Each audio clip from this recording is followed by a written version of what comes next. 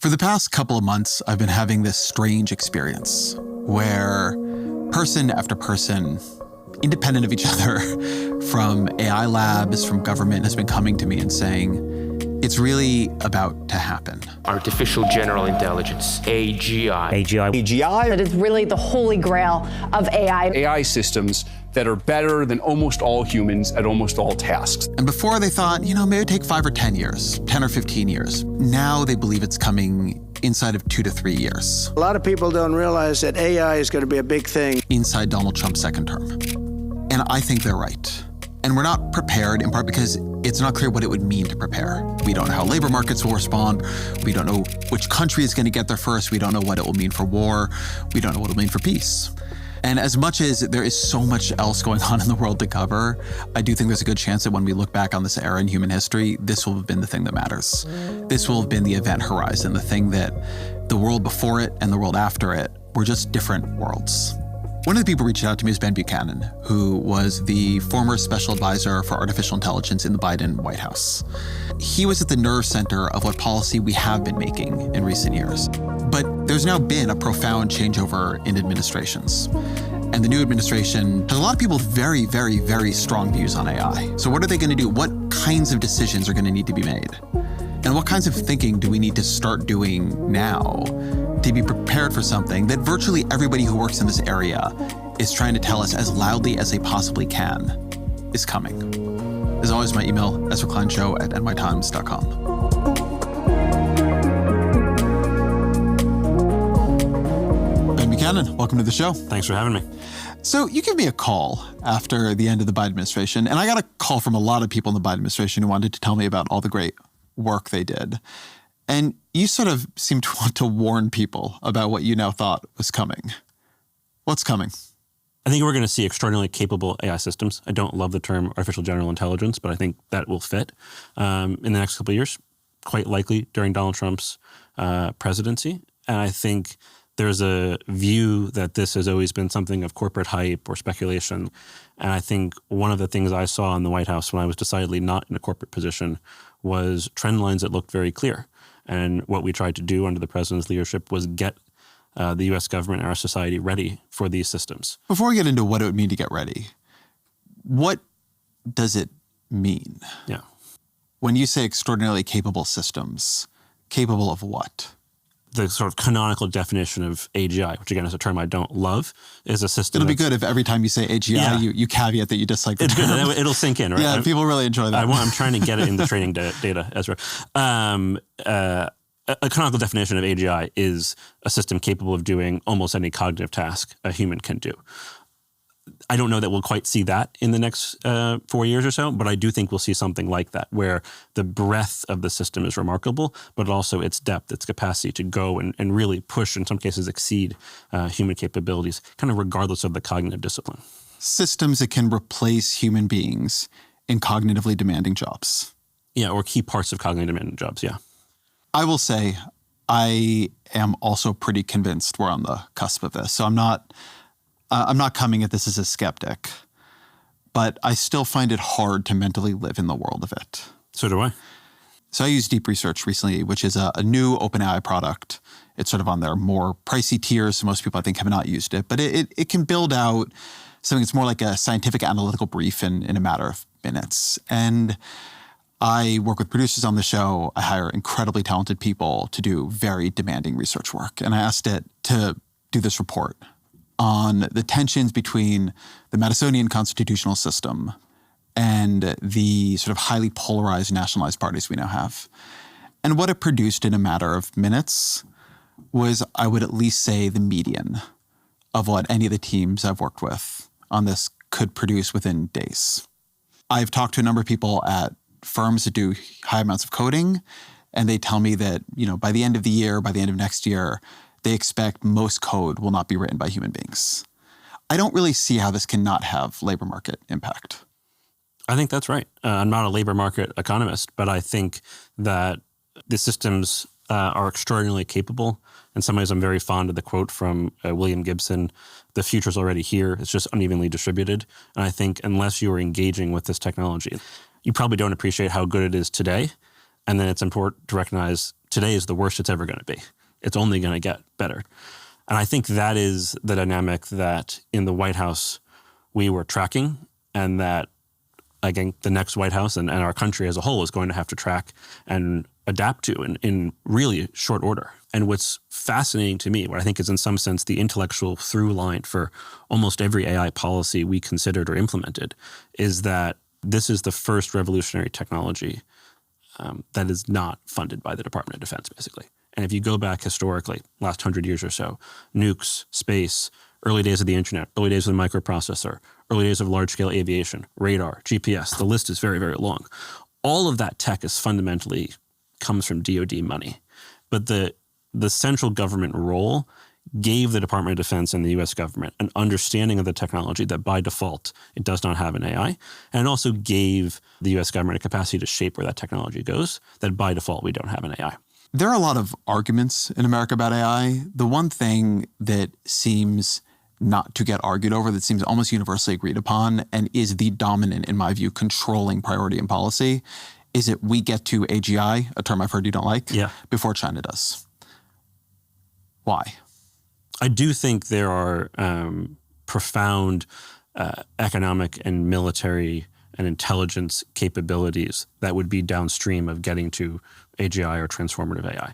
And I do think it is fundamental for U.S. national security that we continue to lead AI. I think the quote that certainly I thought about a fair amount was actually from Kennedy in his famous Rice speech in '62, the "We're going to the moon" speech. We choose to go to the moon in this decade and do the other things, not because they are easy, but because they are hard. Everyone remembers it because he's saying we're going to the moon. But actually at the end of the speech, I think he gives the better line. For space science, like nuclear science and all technology, has no conscience of its own. Whether it will become a force for good or ill depends on man. And only if the United States occupies a position of preeminence can we help decide whether this new ocean will be a sea of peace or a new terrifying theater of war. And I think that is true in AI, that there's a lot of tremendous uncertainty about this technology. I am not an AI evangelist. I think there's huge risks to this technology. But I do think there is a fundamental role for the United States in being able to shape where it goes, which is not to say we don't want to work internationally, which is not to say we don't want to work with the Chinese. It's worth noting that in the president's executive order on AI, there's a line in there saying we are willing to work even with our competitors on AI safety and the like. But it is worth saying that I think pretty deeply there's a fundamental role for America here that we cannot abdicate. Paint the picture for me. You say there'd be great economic, national security, military risks if China got there first. Help me help the audience here imagine a world where China gets there first. So I think let's look at just a narrow case of AI for intelligence analysis and cyber operations. This is, I think, pretty out in the open that if you had a much more powerful AI capability, that would probably enable you to do better cyber operations on offense and on defense. What is a cyber operation? Breaking into an adversary's network to collect information, which if you're collecting in a large enough volume, AI systems can help you analyze. And we actually did a whole big thing through DARPA, the Defense Advanced Research Projects Agency, called the AI Cyber Challenge, to test out AI's capabilities to do this. That was focused on defense because we think AI could represent a fundamental shift in how we conduct cyber operations on offense and defense. And I would not want to live in a world in which China has that capability on offense and defense and cyber, and the United States does not. And I think that is true in a bunch of different domains that are core to national security competition. My sense already has been that most people, most institutions are pretty hackable to a capable state actor. Not everything, but a lot of them.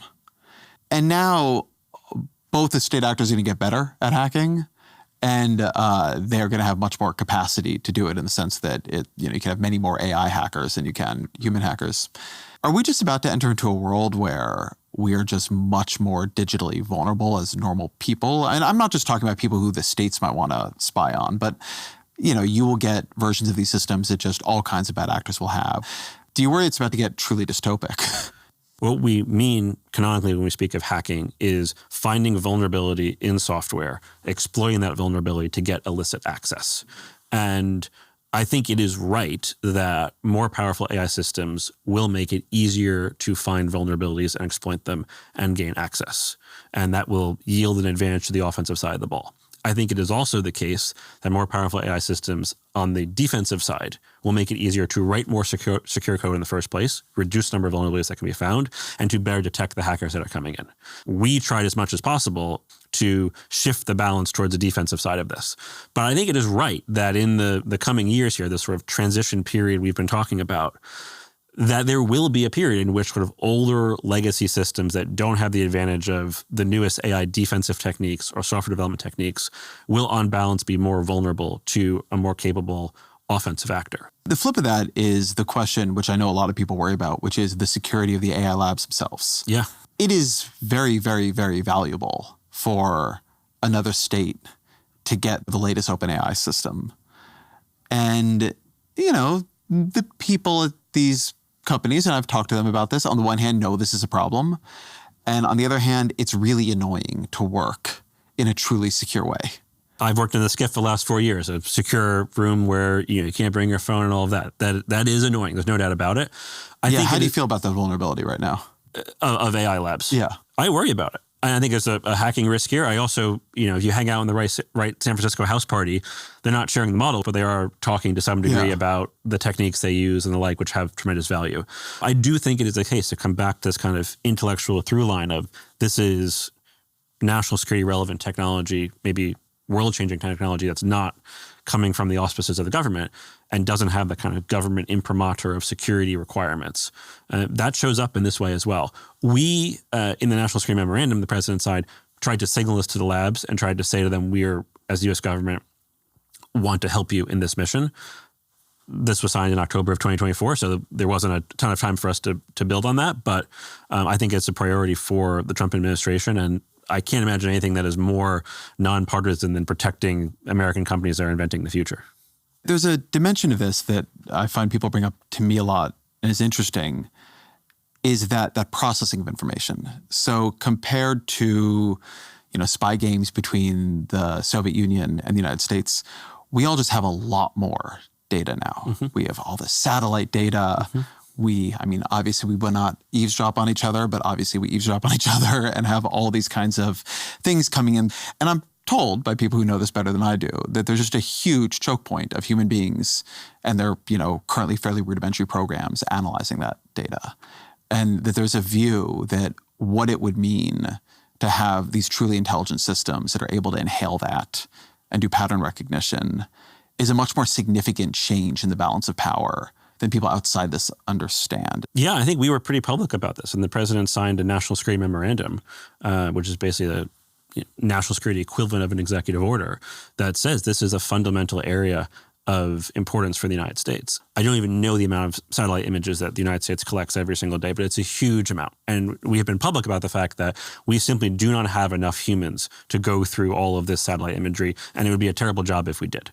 And there is a role for AI in going through these images of hotspots around the world, of shipping lines and all that, and analyzing them in an automated way and surfacing the most interesting and important ones for human review. And I think at one level you can look at this and say, it doesn't software just do that. And I think that at some level, of course, is true. At another level, you could say the more capable that software, the more capable the automation of that analysis, the more intelligence advantage you extract from that data. And that ultimately leads to a better position for the United States. I think the first and second order consequences of that are also striking. One thing it implies is that in a world where you have strong AI, the incentive for spying goes up. Because if right now we are choked at the point of we are collecting more data than we can analyze, well then each marginal piece of data we're collecting isn't that valuable. I think that's basically true. I think there's two countervailing aspects to it. The first is you need to have it. I firmly believe you need to have rights and protections that hopefully are pushing back and saying, no, there's key kinds of data here, including data on your own citizens that, and in some cases citizens of allied nations, that you should not collect, even if there's an incentive to collect it. And for all of the flaws of the United States intelligence oversight process and all the debates we could have about this. And that, I think, is fundamentally more important for the reason you suggest in an era of tremendous AI systems. How frightened are you by the national security implications of all this? Which is to say that the possibilities for surveillance states. So Sam Hammond, who's an economist at the Foundation for American Innovation, he had this piece called 95 Theses on AI. And one of them that I think about a lot is he makes this point that a lot of laws right now, if we had the capacity for perfect enforcement, would be constricting, like extraordinarily constricting, right? Laws are written knowing that human labor is scarce and, and there's this question of what happens when the surveillance state gets really good, right? What happens when AI makes the police state a very different kind of thing than it is now? What happens when we have warfare of endless drones, right? I mean, the company Anduril has become like a big, you hear about them a lot now. They have a relationship, I believe, with OpenAI. Palantir is in a relationship with Anthropic, right? We're about to see a real change in this in a way that I think is, from the national security side, frightening. And there I very much get why we don't want China way ahead of us. Like, I get that entirely. But just in terms of the capacities it gives our own government, how do you think about that? I would decompose essentially this question about AI and autocracy, or the surveillance state, however you want to define it, into two parts. The first is the China piece of this. How does this play out in a state that is truly in its bones an autocracy and doesn't even make any pretense towards democracy and the like? And I think we could probably agree pretty quickly here. This makes very tangible something that is probably core to the aspirations of their society, of like a level of control that only an AI system could help bring about, that I just find terrifying. As an aside, I think there's a saying in both Russian and Chinese, something like "heaven is high and the emperor is far away," which is like, historically, even in those autocracies, there was some kind of space where the state couldn't intrude because of the scale and the breadth of the nation. And it is the case that in those autocracies, I think AI would make the force of government power worse. Then there's a more interesting question of, in the United States, basically, what is the relationship between AI and democracy? And I think I share some of the discomfort here. There have been thinkers historically who've said, part of the ways in which we revise our laws are people break the laws, and there's a space for that. And I think there is a humanness to our justice system that I wouldn't want to lose, and to the enforcement of justice that I wouldn't want to lose. And we tasked the Department of Justice and for running a process and thinking about this and coming up with principles for the use of AI in criminal justice. I think there's, in some cases, advantages to it. Like cases are treated alike with the machine, but also I think there's tremendous risk of bias and discrimination and so forth because the systems are flawed, and in some cases because the systems are ubiquitous. And I do think there is a risk of a fundamental encroachment on rights from the widespread unchecked use of AI in the law enforcement system that we should be very alert to, and that I, as a citizen, have grave concerns about. I find this all makes me incredibly uncomfortable. And one of the reasons is that there is what's the right way to put this? It's like we are summoning an ally, right? We are trying to build an alliance with another, like an almost interplanetary ally. And we are in a competition with China to make that alliance, but we don't understand the ally. And we don't understand what it will mean to let that ally into all of our systems and into all of our planning. As best I understand it, every company really working on this, every government really working on this, believes that in the not too distant future, you're going to have much better and faster and more dominant decision-making loops by being able to make much more of this autonomous to the AI, right? Once you get to what we're talking about as AGI, you want to turn over a fair amount of your decision-making to it. So we are rushing towards that because we don't want the other guys to get there first without really understanding what that is or what that means. It seems like a potentially historically dangerous thing that AI reached maturation at the exact moment that the US and China are in this like Thucydides trap style race for superpower dominance. That's a pretty dangerous set of incentives in which to be creating the next turn in intelligence on this planet. Yeah, there's a lot to unpack here, so let's just go in order. But basically, bottom line, I think in the White House and now post-White House, greatly share a lot of this discomfort. And I think part of the appeal for something like the export controls is it identifies a choke point that can differentially slow the Chinese down, create space for the United States to have a lead, ideally, in my view, to spend that lead on safety and coordination and not rushing ahead, including, again, potential coordination with the Chinese, while not exacerbating this arms race dynamic. I would not say that we tried to race ahead in applications to national security. So part of the National Security Memorandum is a pretty lengthy kind of description of what we're not going to do with AI systems, and a whole list of prohibited use cases and then high impact use cases. And there's a governance and risk management but you're not framework. in power anymore. Well, that's a fair question. Now, they haven't repealed this. The Trump administration has not repealed this, but I do think it's fair to say that for the period while we had power, the foundation we were trying to build with AI, we were very cognizant to the dynamic you were talking about, of a race to the bottom on safety.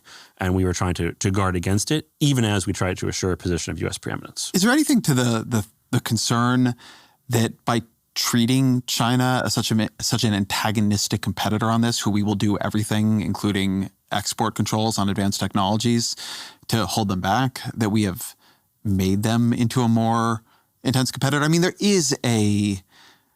I do not want to be naive about the Chinese system or the ideology of the CCP. Like, they want strength and dominance and to see the next era be a Chinese era.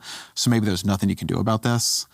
But it is pretty damn antagonistic to try to choke off the chips for the central technology of the next era to the other biggest country. I don't know that it's pretty antagonistic to say we are not going to sell you the most advanced technology in the world. That does not in itself, that's not a declaration of war. That is not even itself a declaration of a Cold War. I think it is just saying this technology is incredibly important. Do you think that's how they understood it?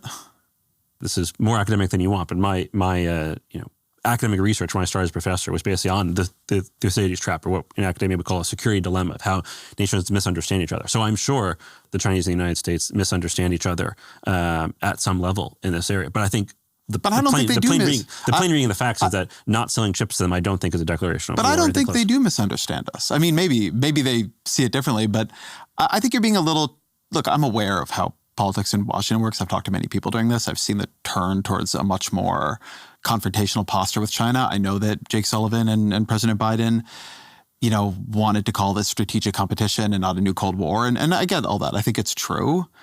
And also, we have just talked about, and you did not argue the point, that our dominant view is we need to get to this technology before they do.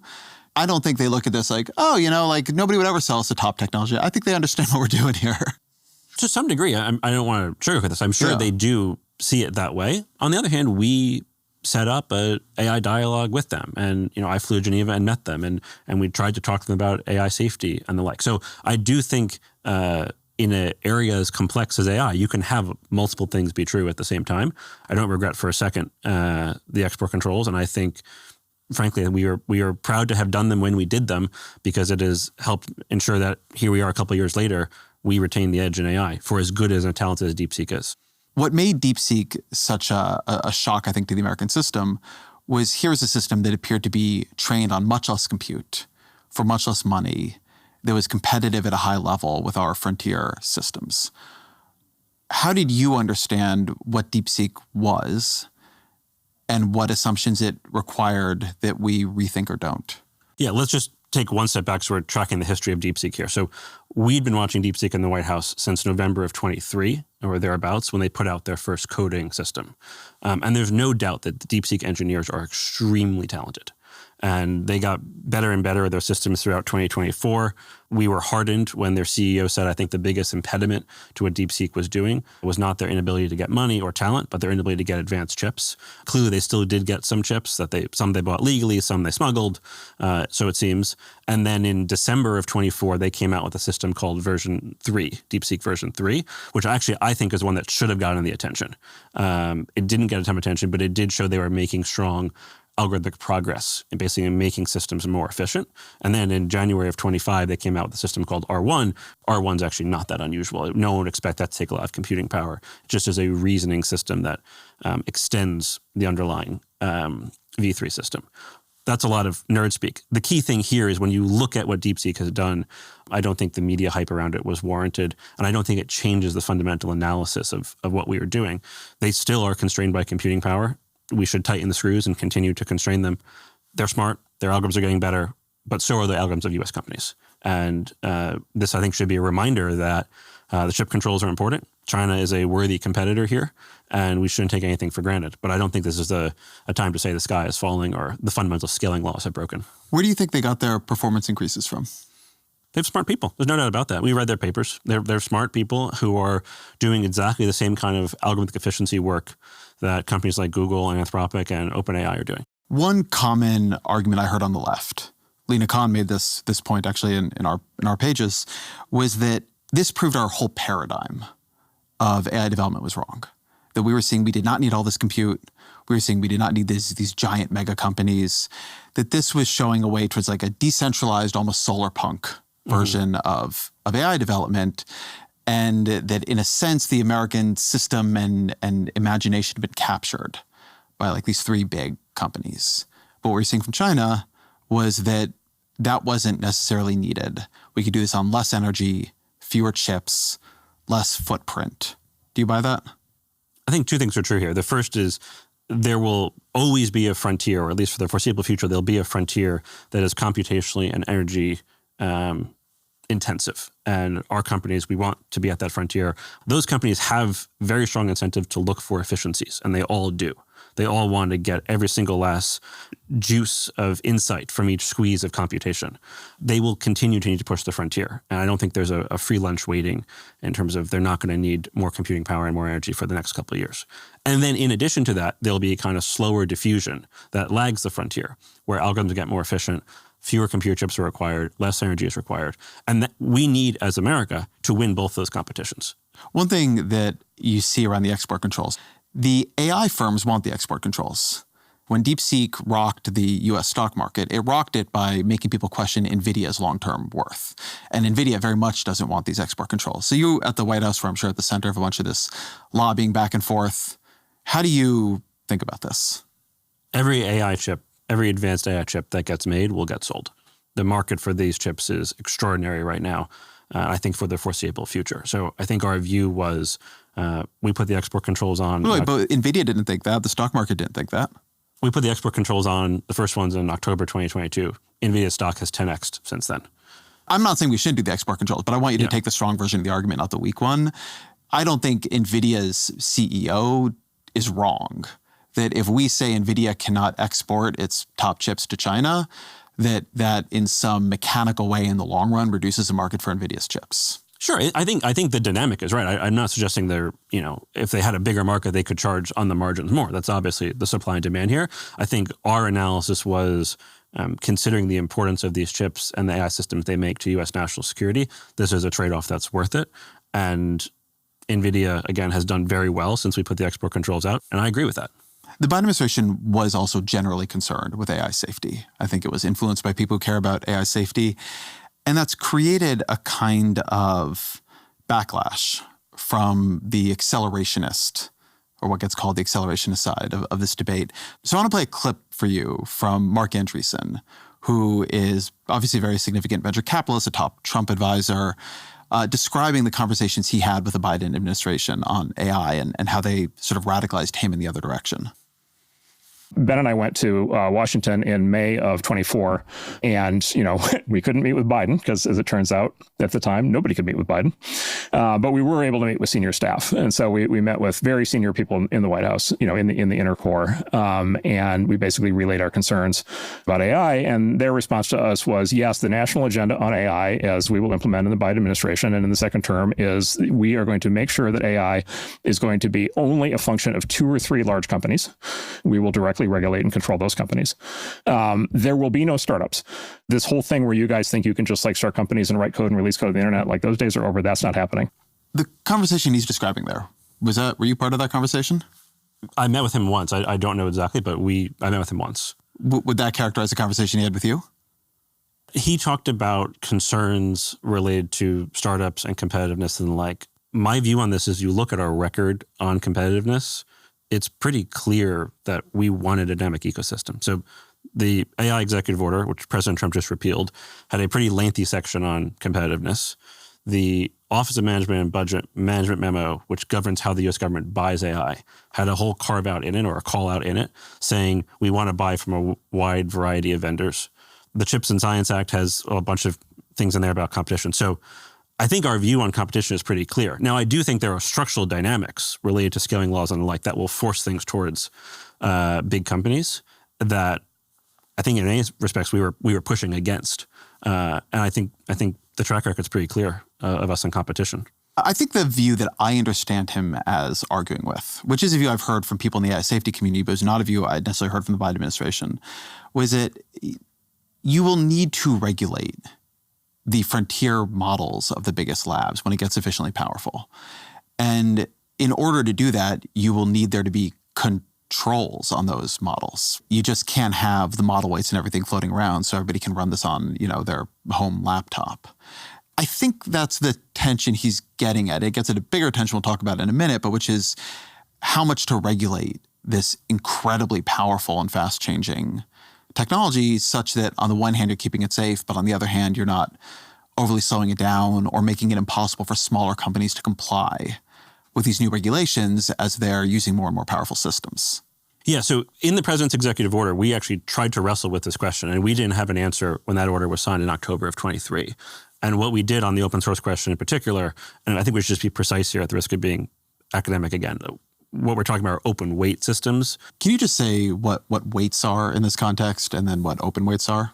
Yeah. So when you have the training process for an AI system, you run this algorithm through this huge amount of computational power that processes the data. The output at the end of that training process, loosely speaking, and I stress this is the loosest possible analogy, they are roughly akin to the strength of connections between the neurons in your brain. And in some sense, you could think of this as the raw AI system. And when you have these weights, one thing that some companies like Meta and DeepSeek choose to do is they publish them out on the internet, which makes them, we call them open weight systems. I'm a huge believer in the open source ecosystem.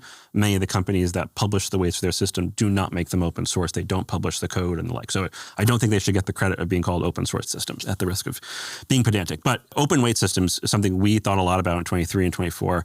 And we sent out a pretty wide ranging request for comment from a lot of folks. We got a lot of comments back. And what we came to in the report that was published in July or so of 24 was there was not evidence yet to constrain the open weight ecosystem, that the open weight ecosystem does a lot for innovation and the like, which I think is manifestly true, but that we should continue to monitor this as the technology gets better, basically exactly in the way that you described. So we're talking here a bit about the sort of race dynamic and the safety dynamic.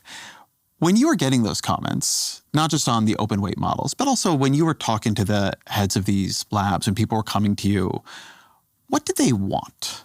What would you say was like the consensus, to the extent there was one from AI world, of what they needed to get there quickly? And also, because I know that many people in these labs are worried about what it would mean if these systems run safe, what was what you would describe as their consensus on safety?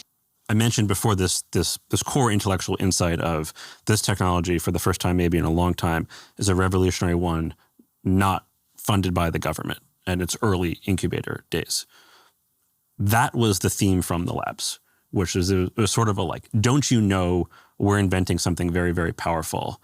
Ultimately, it's going to have implications for the kind of work you do in national security, the way we organize our society. And more than any kind of individual policy request, they were basically saying, like, get ready for this. The one thing that we did that could be the closest thing we did to any kind of regulation, there's one action, which was after the labs made voluntary commitments to do safety testing, we said, you have to share those safety test results with us.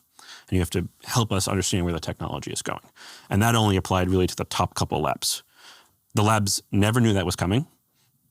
weren't all thrilled about it when it came out. So the notion this was kind of a regulatory capture, that we were asked to do this, is simply not true. But I, in my experience, never got discrete individual policy lobbying from the labs. I got much more, this is coming, it's coming much sooner than you think, make sure you're ready. To the degree they were asking for something in particular, it was maybe a corollary of that, of we're going to need a lot of energy, and we want to do that here in the United States, and it's really hard to get the power here in the United States. But that has become a pretty big question. Yeah. If this is all as potent as we think it will be, and you end up having a bunch of the data centers containing all the model weights and everything else in a bunch of like Middle Eastern petrostates, because they'll Speaking give hypothetically. you, speaking hypothetically, because they will give you huge amounts of energy access in return for just at least having some purchase on this AI world, which they don't have the internal engineering talent to be competitive in, but maybe can get some of it located there. And then there's some technology, right? There is something to this question. Yeah, and this is actually, I think, an area of bipartisan agreement, which we can get to. But this was something that we really started to pay a lot of attention to in later part of 23 and most of 24, when it was clear this was going to be a bottleneck. And in the last week or so in office, President Biden signed a AI infrastructure executive order, which has not been repealed, which basically tries to accelerate the power development and the permitting of power and data centers here in the United States, basically for the reason that you mentioned. Now, as someone who truly believes in climate change and environmentalism and clean power, I thought there was a double benefit to this, which is that if we did it here in the United States, it could catalyze the clean energy transition and the like. And these companies, for a variety of reasons, in general, are willing to pay more for clean energy. And on things like geothermal and the like, our hope was we could catalyze that development and bend the cost curve and have these companies be the early adopters of that technology. So we'd see a win on the climate side as well. So I would say there are warring cultures around how to prepare for AI. And I sort of mentioned AI safety and AI accelerationism. And J.D. Vance just went to the sort of big AI summit in Paris. And I'll play a clip of what he said. I'm not here this morning to talk about AI safety, which was the title of the conference a couple of years ago. I'm here to talk about AI opportunity. When conferences like this convene to discuss a cutting-edge technology, oftentimes I think our response is to be too self-conscious, too risk-averse. But never have I encountered a breakthrough in tech that so clearly calls us to do precisely the opposite. Now, our administration, the Trump administration, believes that AI will have countless revolutionary applications in economic innovation, job creation, national security, healthcare, free expression, and beyond. And to restrict its development now will not only unfairly benefit incumbents in the space, it would mean paralyzing one of the most promising technologies we have seen in generations. What do you make of that? So I think he is setting up a dichotomy there that I don't quite agree with. And the irony of that is, if you look at the rest of his speech, which I did watch, there's actually a lot that I do agree with. So he talks, for example, I think he's got 4 pillars in the speech. One's about centering the importance of workers. One's about American preeminence. And like, those are entirely consistent with the actions that we took and the philosophy that I think the administration, of which I was a part, espoused, and that I certainly believe. Insofar as what he is saying is that safety and opportunity are in fundamental tension, then I disagree. And I think if you look at the history of technology and technology adaptation, the evidence is pretty clear that the right amount of safety action unleashes opportunity and, in fact, unleashes speed. So one of the examples that we studied a lot and talked to the president about was the early days of railroads. And in the early days of railroads, there were tons of accidents and crashes and deaths. And people were not inclined to use railroads as a result. And then what started happening was safety standards and safety technology. Block signaling so that trains could know when they were in the same area, air brakes so that trains could brake more efficiently, standardization of train track widths and gauges and the like. And this was not always popular at the time, but with the benefit of hindsight, it is very clear that that kind of technology and to some degree policy development of safety standards made the American railroad system in the late 1800s. And I think this is a pattern that shows up a bunch throughout the history of technology. To be very clear, it is not the case that every safety regulation, every technology is good. And there certainly are cases where you can overreach and you can slow things down and choke things off. But I don't think it's true there's a fundamental tension between safety and opportunity. That's interesting because I don't know how to get this point of regulation right. I think the counter argument to Vice President Vance is nuclear. Mm-hmm. So nuclear power is a technology that both held extraordinary promise, maybe still does, and also you could really imagine every country wanting to be in the lead on.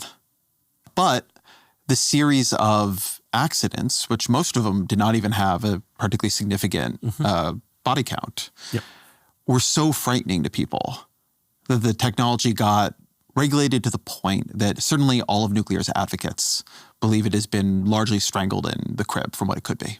The question then is, when you look at the actions we have taken on AI, are we strangling in the crib and have we taken actions that are akin to... I'm not saying that we've already done it. I'm saying that, look, if these systems are going to get more powerful and they're going to be in charge of more things are both going to go wrong or they're going to go weird. It's not possible for it to be otherwise, right? To roll out something this new in a system as complex as human society.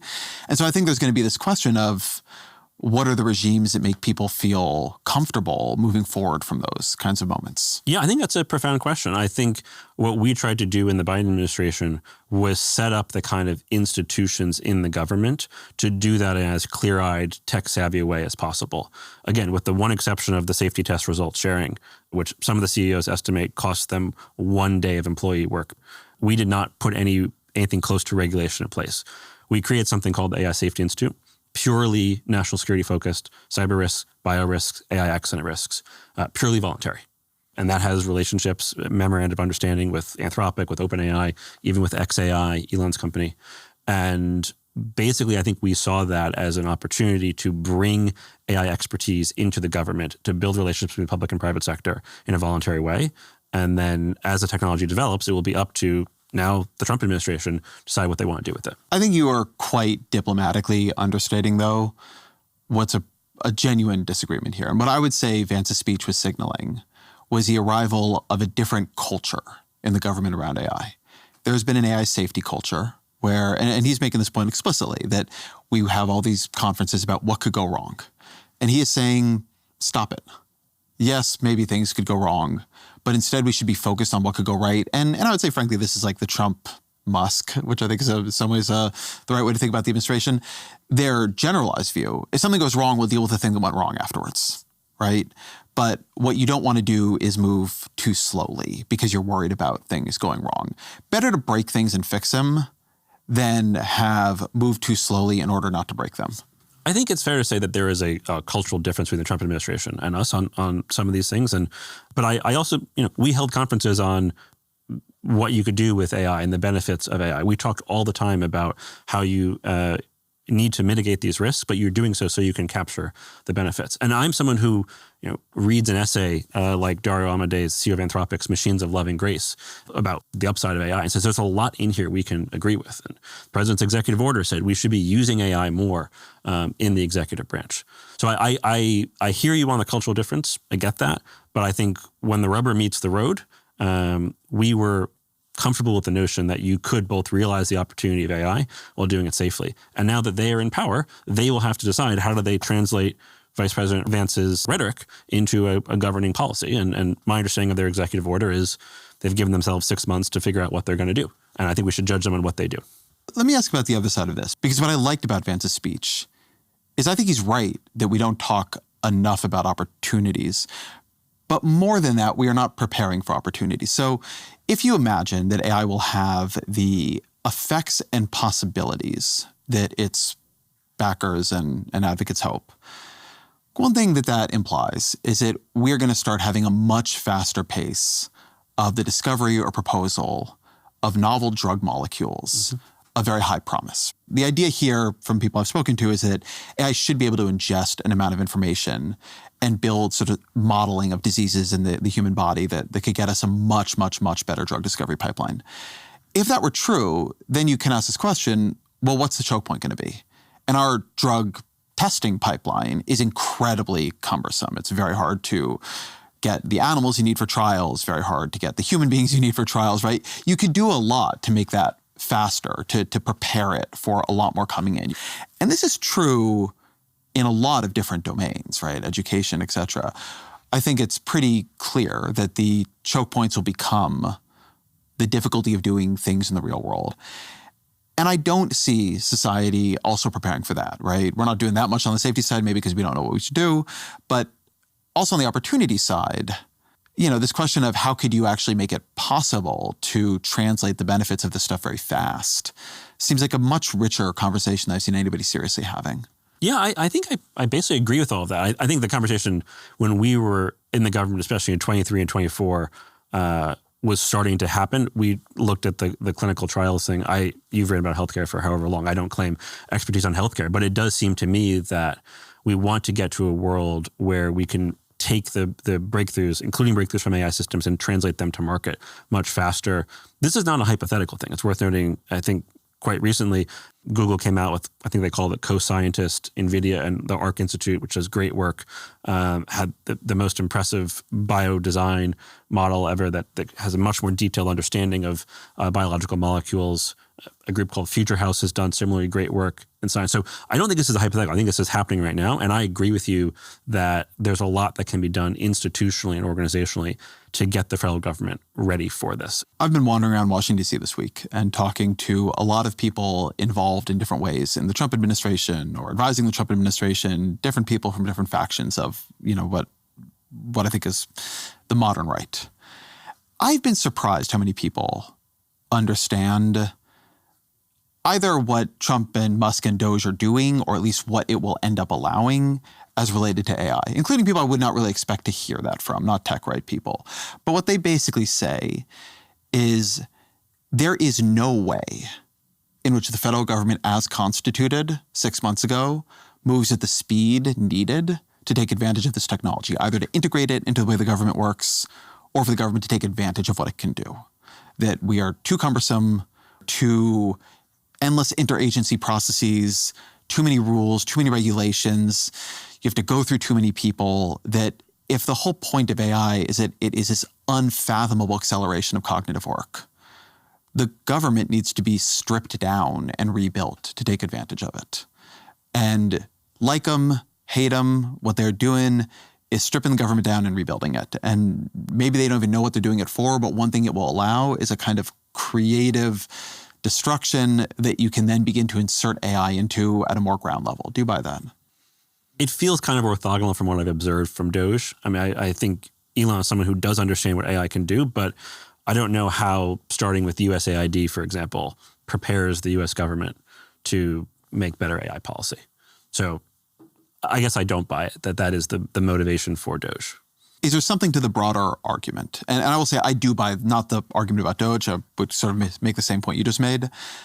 What I do buy is that I know how the federal government works pretty well, and it is too slow to modernize technology. It is too slow to work across agencies. It is too slow to radically change the way things are done and take advantage of things that could be productivity enhancing. I couldn't agree more. I mean, the existence of my job in the White House Special Advisor for AI, which David Sachs now is, and I had this job in 2023, existed because President Biden said very clearly, publicly and privately, we cannot move at the typical government pace. We have to move faster here. I think we probably need to be careful and, I'm not here for stripping it all down, but I agree with you. We have to move much faster. So another major part of Vice President Vance's speech was signaling to the Europeans that we are not going to sign on to complex multilateral negotiations and regulations that could slow us down, and that if they passed such regulations anyway in a way that we believe was penalizing our AI companies, we would retaliate. How do you think about the differing position the new administration is moving into vis-a-vis Europe and its approach, its broad approach to tech regulation? Yeah, I think the honest answer here is we had conversations with Europe as they were drafting the EU AI Act, but at the time that I was in, the EU AI Act was still kind of nascent, and the act had passed, but a lot of the actual details of it had been kicked to a process that my sense is still unfolding. So, speaking of slow-moving bureaucracies. Exactly. So maybe this is a failing on my part, I did not have particularly detailed conversations with the Europeans beyond a general kind of articulation of our views. They were respectful. We were respectful. But I think it's fair to say we were taking a different approach than they were taking. And we were probably, insofar as safety and opportunity are a dichotomy, which I don't think they are a pure dichotomy, we were ready to move very fast in the development of AI. One of the other things that Vance talked about and that you said you agreed with is making AI pro-worker. Mm-hmm. What does that mean? It's a vital question. I think we instantiate that in a couple of different principles. The first is that AI in the workplace needs to be implemented in a way that is respectful of workers and the like. And I think one of the things I know the president thought a lot about was, it is possible for AI to make workplaces worse, and in a way that is dehumanizing and degrading and ultimately destructive for workers. So that is sort of a first distinct piece of it that I don't want to neglect.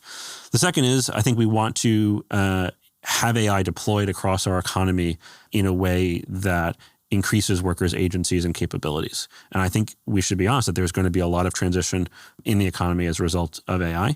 You can find Nobel Prize-winning economists who will say it won't be much. You can find other folks who will say it'll be a ton. I tend to lean towards it's going to be a lot side, but I'm not a labor economist. And the line that Vice President Vance used is the exact same phrase that President Biden used, which is give workers a seat at the table in that transition. And I think that is a fundamental part of what we're trying to do here. And I presume what they're trying to do here. So I've sort of heard you beg off on this question a little bit by saying you're not a labor economist. I will say I am not a labor economist. You're not. I will promise you the labor economists do not know what to do about AI. Yeah. You were the top advisor for AI. Yeah. You were at the nerve center of the government's information about what is coming. If this is half as big as you seem to think it is, it's going to be the single most disruptive thing to hit labor markets ever, given how compressed the time period in which it will arrive is, right? It took a long time to lay down electricity. It took a long time to build railroads. I think that is basically true, but I want to push back a little bit. So I do think we are going to see a dynamic in which it will hit parts of the economy first, it will hit certain firms first, but it will be an uneven distribution across society. I think it will be uneven, and that's, I think, what will be destabilizing about it, in part, right? If it were just even, then you might just come up with an even policy to do something about it. Sure. But precisely because it's not even, and it's not going to put, I don't think, 42% of the labor force out of work overnight. No. Let me give you an example of the kind of thing I'm worried about, and I've heard other people worry about. There are a lot of 19-year-olds in college right now studying marketing. Mm-hmm. There are a lot of marketing jobs that AI, frankly, can do perfectly well right now. As we get better at knowing how to direct AI, I mean, one of the things that exists to slow this down is simply firm adaptation. Yes. But the thing that will happen very quickly is you'll have firms that are built around AI, right? It's going to be harder for the big firms to integrate it, but what you're going to have is new entrants who are built from the ground up with their organization is built around, one person overseeing these 7 systems. And so you might just begin to see triple the unemployment among marketing graduates.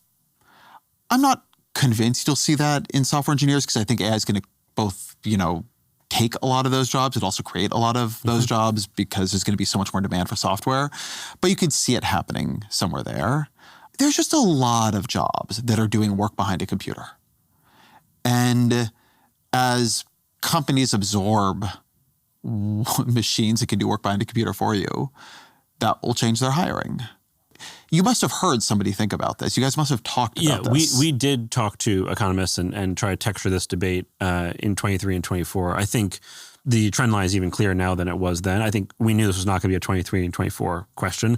Frankly, to do anything robust about this is going to require Congress, and that was just not in the cards at all. So it was more of an intellectual exercise than it was a policy exercise. Policies begin as intellectual exercises. Sure. Yeah. I think that's fair. I think the advantage to AI that is in some ways a countervailing force here is that it will increase the amount of agency for individual people.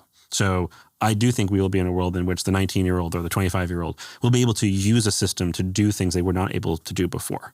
And I think insofar as the thesis we're batting around here is that intelligence will become a little bit more commoditized. What will stand out more in that world is agency and the capacity to do things, or initiative and the like.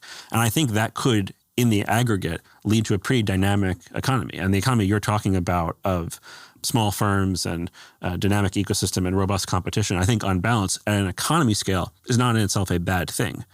I think where I imagine you and I agree, and maybe Vice President Vance as well agree, is we need to make sure that for individual workers and classes of workers, they're protected in that transition. I think we should be honest, that's going to be very hard. We have never done that well. I couldn't agree with you more. Like in a big way, Donald Trump is president today because we did a shitty job on this with China. This is a kind of, like, the reason I'm pushing on this is that we have been talking about this, seeing this coming for a while.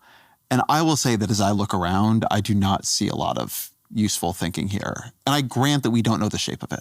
At the very least, I would like to see some ideas on the shelf for, if the disruptions are severe, what we should think about doing. We are so addicted in this country to an economically useful tale that our success is in our own hands. It makes it very hard for us to react with either compassion or realism when workers are displaced for reasons that are not in their own hands, because of global recessions or depressions, because of globalization. There are always some people with, like, the agency, the creativity, and they become hyper productive, and, look at them. Why aren't you them? But there are a lot. I'm definitely not. I know you're not saying that, but it's very hard. That's such an ingrained American way of looking at the economy that we have a lot of trouble doing. You should do some retraining, right? Are all these people going to become nurses? Right? I mean, there are things I can't do. Like, how many plumbers do we need? I mean, more than we have, actually. But does everybody move into the trades? What were the intellectual thought exercises that all these smart people at the White House who believed this was coming, what were you saying? So I think, yes, we were thinking about this question. I think we knew it was not going to be a question we were going to confront in the president's term. I think we knew it was a question that you would need Congress for to do anything about. I think insofar as what you're expressing here seems to me to be like a deep dissatisfaction with the available answers. I share that. I think a lot of us shared that. You can get the usual stock answers of a lot of retraining. I share your sort of doubts that is the answer. You probably talk to some Silicon Valley libertarians or something, and they'll say, or tech folks, and they'll say, well, universal basic income. I believe, and I think the president believes, there's a kind of dignity that work brings, and doesn't have to be paid work, but that there needs to be something that people do each day that gives them meaning. So insofar as what you were saying is, like, you have a discomfort with where this is going on the labor side. Speaking for myself, I share that. I guess even though I don't know the shape of it. I guess I would say more than that, I have a discomfort with the quality of thinking right now, sort of across the board, but I will say on the Democratic side, right? Because I have you here as a representative of the past administration. I have a lot of disagreements with the Trump administration, to say the least. But, I do understand the people who say, look, Elon Musk, David Sachs, Mark Andreessen, J.D. Vance, at the very highest levels of that administration are people who've spent a lot of time thinking about AI and have, considered very unusual thoughts about it. And I think sometimes Democrats are a little bit institutionally constrained for thinking unusually. I take your point on the export controls. I take your point on the exec orders, the AI Safety Institute.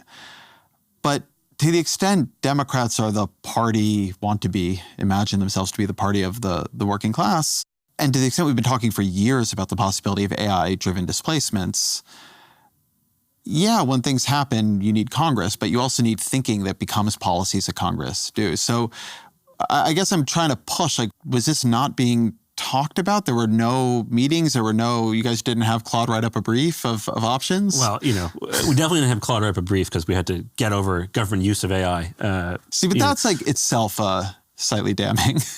Yeah, I mean, I think, Ezra, I agree that the government has to be more forward-leaning on basically all of these dimensions. It was my job to push the government to do that. And I think on things like government use of AI, we made some progress. So I don't think anyone from the Biden administration, least of all me, is coming out and saying, we solved it. I think what we're saying is we were building a foundation for something that is coming that was not going to arrive during our time in office. And that the next team is going to as a matter of American national security, and in this case, American economic strength and prosperity, address. I will say this gets at something I find frustrating in the policy conversation about AI, which is you sit down with somebody and you start the conversation and they're like, the most transformative technology, perhaps in human history, is landing into human civilization in a 2 to 3 year time frame. And you say, wow, that seems like a really big deal. What should we do? And then things get a little hazy, right? Now, maybe we just don't know. But what I've heard you kind of say a bunch of times is like, look, we have done very little to hold this technology back. Everything is voluntary. You know, the only thing we asked was a sharing of safety data. You know, now in come the accelerationists. You know, Mark Andreessen has criticized you guys extremely straightforwardly. Is this policy debate about anything? Is it just the sentiment of the rhetoric, right? Like, if it's so big, but nobody can quite explain what it is we need to do or talk about, except for maybe export chip controls. Like, are we just not thinking creatively enough? Is it just not time? Like, match the kind of calm, measured tone of the second half of this with where we started for me. I think there should be an intellectual humility about, before you take a policy action, you have to have some understanding of what it is you're doing and why. So I think it is entirely intellectually consistent to look at a transformative technology, draw the lines on the graph and say, this is coming pretty soon, without having the 14-point plan of this is what we need to do in 2027, 2028. I think chip controls are unique in that this is a robustly good thing that we could do early to buy the space I talked about before. But I also think that we tried to build institutions like the AI Safety Institute that would set the new team up, whether it was us or someone else, for success in managing the technology. Now that it's them, they will have to decide, as this technology comes on board, how do we want to calibrate this on a regulation? What are the kinds of decisions you think they will have to make in the next 2 years? You mentioned the open source one. I have a guess where they're going to land on that, but that I think there's an intellectual debate there that is rich. We resolved it one way by not doing anything. They'll have to decide if they want to keep doing that. Ultimately, they'll have to answer a question of what is the relationship between the public sector and the private sector. Is it the case, for example, that the kind of things that are voluntary now with the AI Safety Institute will someday become mandatory? Another key decision is we tried to get the ball rolling on the use of AI for national defense in a way that is consistent with American values. They will have to decide what does that continue to look like. And do they want to take some of the safeguards that we put in place away to go faster? So I think there really is a bunch of decisions that they are teed up to make over the next couple of years that we can appreciate they're coming on the horizon without me sitting here and saying, I know with certainty what the answer is going to be in 2027. And then always our final question. What are 3 books you'd recommend to the audience? One of the books is The Structure of Scientific Revolutions by Thomas Kuhn. This is a book that coined the term paradigm shift, which basically is what we've been talking about throughout this whole conversation of a shift in technology and scientific understanding and its implications for society. And I like how Kuhn, in this book, which was written in the 1960s, gives a series of historical examples and theoretical frameworks for how do you think about a paradigm shift. And then another book that has been very valuable for me is Rise of the Machines by Thomas Rid. And that really tells the story of how machines that were once the playthings of dorks like me became in the 60s and the 70s and the 80s things of national security importance. We talked about some of the revolutionary technologies here, the internet, microprocessors and the like, that emerged out of this intersection between national security and tech development. And I think that history should inform the work we do today. And then the last book is definitely an unusual one, but I think is vital, and that's A Swim in the Pond in the Rain by George Saunders. And he's this great essayist and short story writer and novel writer, and he teaches Russian literature. And he, in this book, takes 7 Russian literature short stories and gives a literary interpretation of them. And what strikes me about this book is he's an incredible writer. And this fundamentally is like the most human endeavor I can think of. He's taking great human short stories and he's giving a modern interpretation of what those stories mean. And I think when we talk about the kinds of cognitive tasks that are a long way off for machines, I kind of at some level hope this is one of them, that there's something fundamentally human that we alone can do. I'm not sure if that's true, but I hope it's true. I'll say I had him on the show for that book. It's one of my favorite ever episodes. People should check it out. Ben Buchanan, thank you very much. Thanks for having me.